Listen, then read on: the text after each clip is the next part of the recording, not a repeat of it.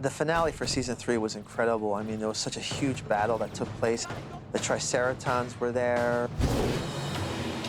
They come down to destroy the planet because they think that it's a Krang outpost. The turtles found that they had to align themselves with their evil counterparts, you know, just to form a greater good. Ultimately, the black hole destroys the Earth, but just at the last moment, this character comes that we've never seen before. He's an alien robot guy named Fugitoid, and whisks the turtles up and fly off into space just as basically all of civilization and planet Earth is destroyed.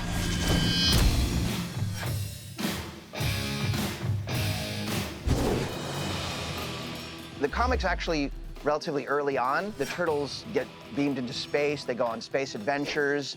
We're doing issue 6, where the turtles fight in the Triceraton arena of sport.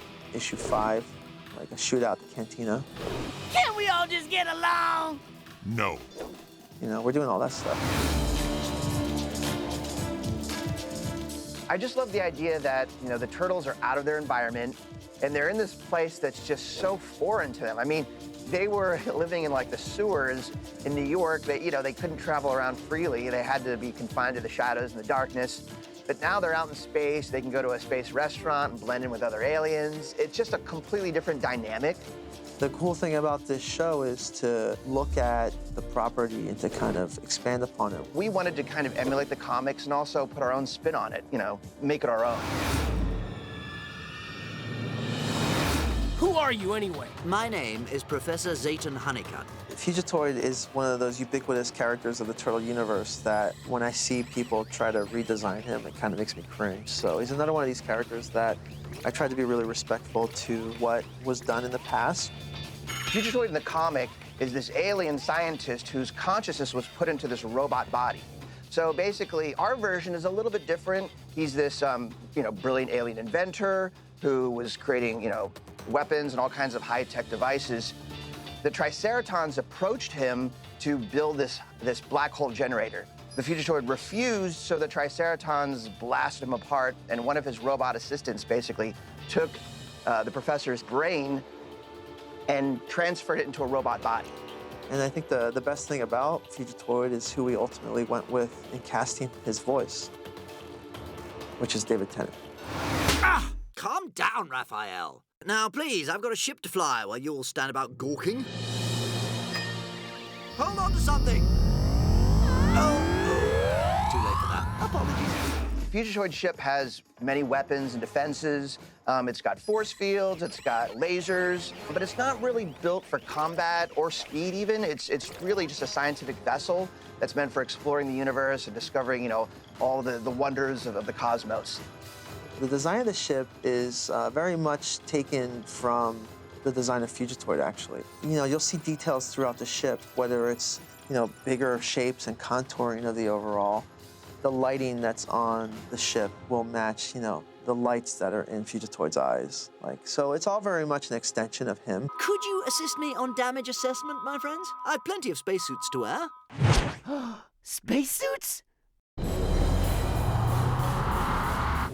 The turtles had to go into space, and you have all kinds of problems. So we gave them, naturally, some new suits. Dudes, I think we just hit a level 9 booyakasha! They pull out these outfits, and they're all stoked to be putting them on for the first time. And they all naturally gravitate towards new weapons that are sitting there, which coincidentally feel and look a lot like what they already have. And that was the whole drive and how we designed that stuff. I didn't want to give someone like Michelangelo a weapon that operated a little bit like Leo's sword. I wanted to do something that kind of, even if it was not nunchucks that Mikey usually has, it still had some of the dynamics with the way Mikey's used to moving.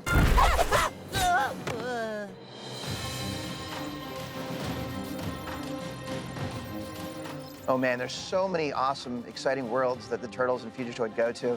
One of the places they go to is called the Cosmic Ocean of Varuna. And there they meet scaly kind of creatures that live there, and their queen is called Hydraulic. So she's kind of clear and bioluminescent, very alien-like. Whoa! What the heck? The cool thing about the Salamandrians is that we actually saw them in season 1 and 2, The Neutralizer is a member of the Salamandrian race, and he's one of the evil Salamandrians. But, you know, in season 4, we get to meet some new benevolent Salamandrians that are actually really cool. Attack! Annihilate them!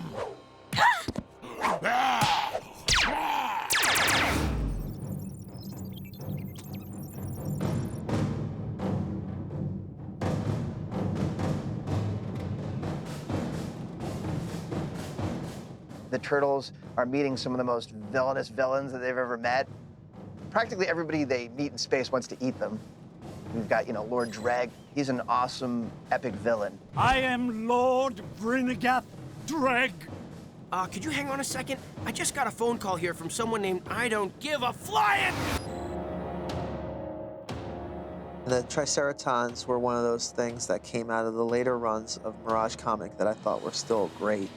Well, the Triceratons are taken from the comic, and they're these big, hulking dinosaur aliens. They're like a warrior race. The Triceratons, I think, are one of the best models as a crew that we've been able to accomplish, and they're really beautiful. And they're enormous. I think they're over 10 feet tall. They all live in this giant kind of, basically like this huge convoy where they're flying throughout space. They're just hunting down Krang, and they're wiping them out. This battle is over. You have all lost. Now, I've got to say, writing the Turtles in space has been one of the greatest thrills for working on, you know, Teenage Mutant Ninja Turtles. Putting these beloved characters in space, confronting all these new dangers and threats, and you know, meeting all kinds of cool aliens, it's a blast. Oh, I hate space. I hate it. I really do. Those characters really are able to apply themselves to a lot of different genres. So we've been able to kind of keep ourselves interested, you know, doing things that are more sci-fi or action. We decided that, you know, let's go to space. So we didn't have to really completely rebrand the show, but in terms of a production model, like, this is a whole new series. Fugitoid, start the ship! We gotta go!